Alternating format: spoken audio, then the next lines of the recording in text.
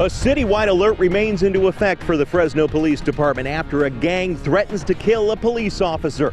I'm Eric Rosales. What extra steps are officers taking? We rode along with them. Find out coming up. Meanwhile, law enforcement officers in Texas also on edge tonight after a top district attorney and his wife are gunned down in their own home, who investigators think may be behind the brutal murder. Plus, a water crisis on the rise. That's what Valley growers are becoming increasingly concerned about. The numbers and the announcement that has them worried and what they fear could happen again. Also, a river of oil running through one Arkansas neighborhood. Why it's raising questions about whether or not the White House should move forward with a new pipeline. Plus, try to keep a dry eye during this one. What Pope Francis did during his first Easter Sunday blessing of the faithful that has an American family feeling extra blessed tonight. And there are two of the things people love most about baseball season: hot dogs and beer. Why where you buy them makes a big difference on how much you're shelling out. Those stories and more on the 10 o'clock news now.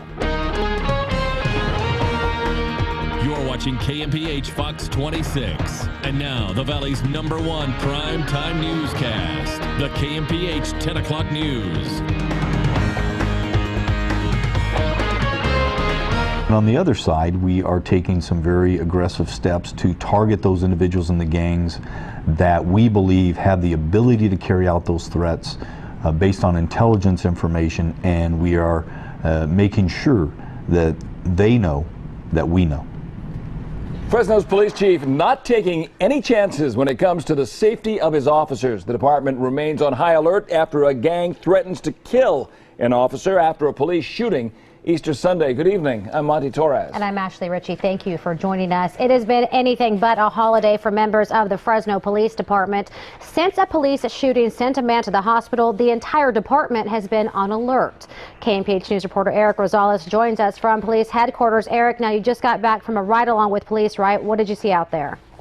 Ashley, I got to tell you, I saw a lot of officers out there on the streets. Many are working extra shifts just to make sure that their partners are covered out there. Fresno police officers are taking extra precautions in light of the threat made after an Easter Sunday police shooting sent a 24-year-old man to the hospital. Officers are now riding double in cars, and street cops have been told to be careful when heading to certain types of calls.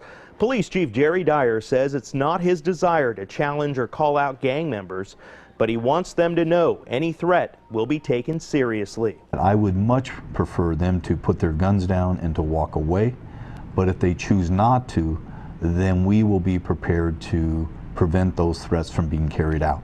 Officers tell me the department learned a particular gang wanted to kill an officer through rival gang members and even through social media sites like Facebook.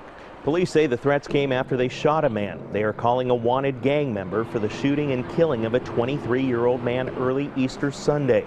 Prior to the shooting, police say he led officers on a chase through the city and was found with a gun. We do have a high visible presence and hopefully to prevent anything from happening. I rode along with Lieutenant Jose Garza, who is also reminding his officers to be on guard. To be aware of their surroundings, even when they go to work and also when they're going home from work. You know, we're dealing with constantly with very violent individuals, and they don't like us. And very quickly, I just wanted to apologize for the microphone problem before, but I did speak to a number of officers. They tell me that they are gathering some much needed intelligence to be able to put some cases away and put some high-ranking gang members away. So that is definitely good news. Meanwhile, a lot of them are working extra shifts at this point. The Magic Unit, which is the anti-gang unit, and also SWAT, they remain on alert tonight. Now, the one thing that Chief Dyer does not want the public to do is panic, because he says that he doesn't even want his officers to panic. This is just an extra precaution that they're taking right now just to make sure that all the officers stay safe out there. But he says that the department will continue to stay hard on these gangs. Ashley? All right, Eric, and I'm sure officers, this is probably part of their training, right? I mean, this is something that they train for, to always be alert.